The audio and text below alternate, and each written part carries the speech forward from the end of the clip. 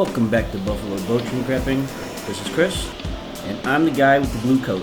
Today in this video we're going to be shrink wrapping this Harris FloteBote Cruiser CX 200 20-foot pontoon boat.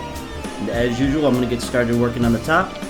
So I grabbed this post, which is, fortunately, the customer kept this one from last year. I've shrink wrapped this boat a bunch of times by now. So I'm going to get that first tie down point tied. I'm going to hold that post in the middle while he ties down that second point. That way it's evened out in the middle. We're going to make really good time on this. I already got my propane tank out. See, we got some wind, so we're going to use that to our advantage in this video a little later. So I get that second strap on the first post, which is going to be the third and fourth tie down points. We'll tie that super tight. You see he gets started working on the bottom straps, so he ties the top of the strap to the rim of the boat and then down to the trailer, and then he just ties off a loop right in the middle, about halfway of the pontoon. So that's going to be the height of the belly band where the shrink wrap is going to come down to.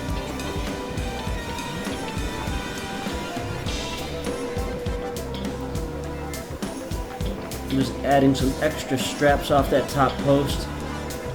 That way there's no concave sections on the shrink wrap. You want that to lay flat and tight over those straps when you shrink it up.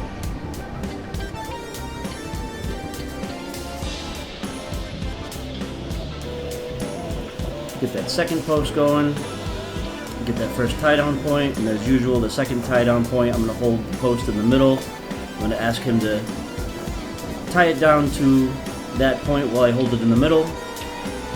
And then I'll be able to get the third and fourth tie down points myself and pull those super tight.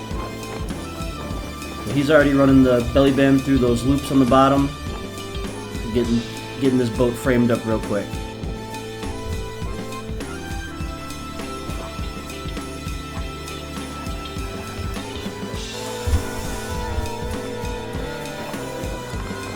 Both posts are done. Now I just need to run the center strap from the middle, from the front, all the way over to the back. And I don't tie those to the caps, I just let those glide right over the top of those post caps, because I don't want to pull the post in any direction and loosen up any of the straps. So that just rides over the top.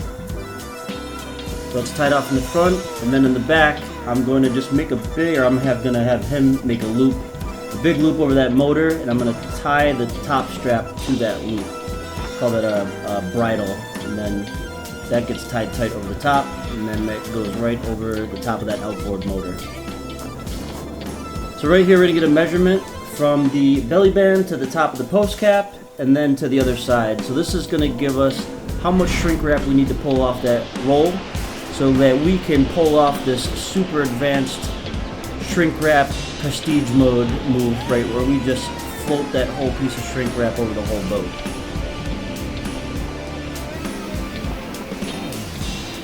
A lot of wind to work with here, so we need to get the sides of the shrink wrap welded together so it doesn't float away on us. This is a good reason to bring some spring clamps with you. If you got some little Home Depot clamps or something that you can pinch the sides with, it'll be helping you out a lot. So we get the sides cut and tucked into that belly band right away. We'll do it on both sides, and we'll get that welded quick so we don't lose this thing.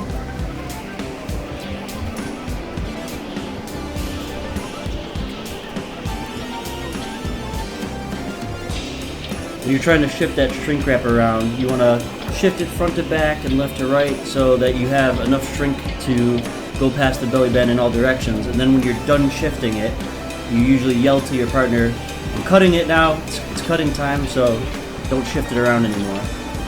So when you cut it, you tuck it in there, make your pleats,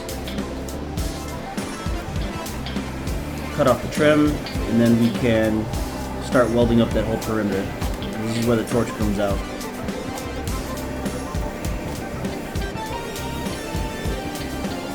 Remember, gas fittings are lefty-tighty, righty-loosey.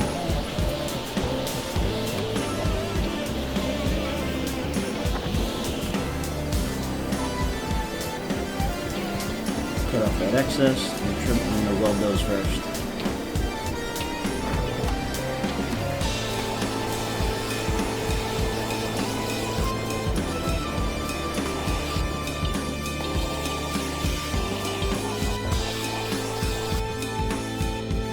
Going smooth, already halfway done with this job. You tuck that shrink in the back around that outboard motor.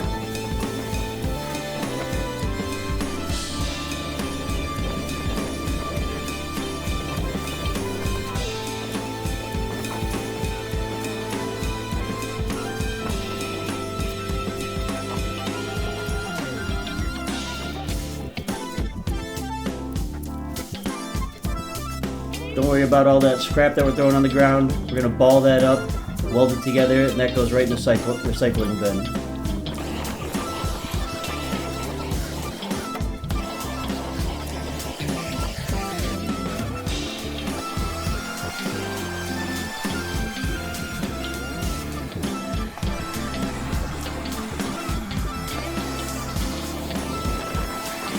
Got 2 torches going. We're going to get that perimeter done real quick. We also weld those pleats together. When you have a bunch of plastic near the front and the back, you always want to make that pleat on the side. It's easier to make a straight up and down pleat on the side rather than the front or the back. And you weld that up as high as you can go. That way it doesn't pull apart when you start to shrink the rest of the plastic.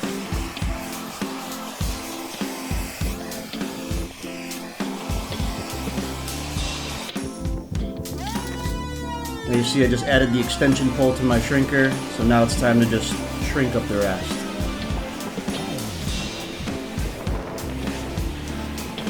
I'm trying to get this job done before sunsets. Remember, at the end of the season, we're talking September, October. You don't have a ton of sunlight to finish these after work. You get out of work at 4 or 5 o'clock, you can get one of these boats in before sunsets. You're always fighting against the sun this time of year.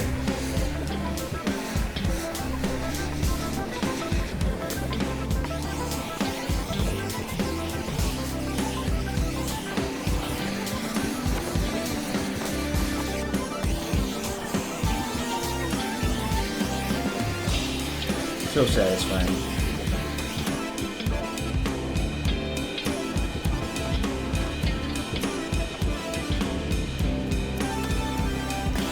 Get those twists out of my gas line.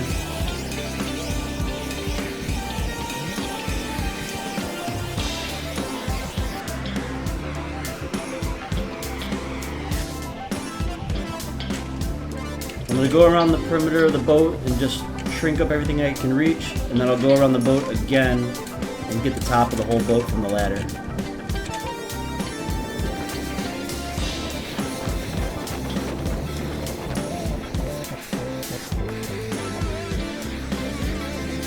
And as I finish the rest of the shrinking, I'm doing some cleanup, getting the rest of that plastic trim off the ground.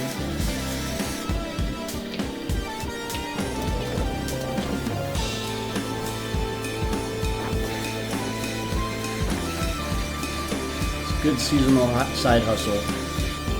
Take a couple $100 in a couple hours. Do a bunch of these jobs. You can stay as busy or as not busy as you want. You don't need a ton of equipment. Obviously you need a torch, some strapping, go around with the heavy duty shrink wrap tape at the end and just reinforce the sharp spots, any burn holes if you have any.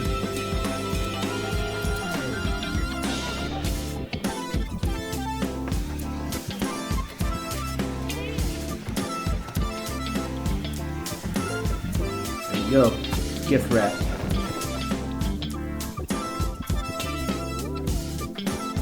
Well, looks like we got a burn hole.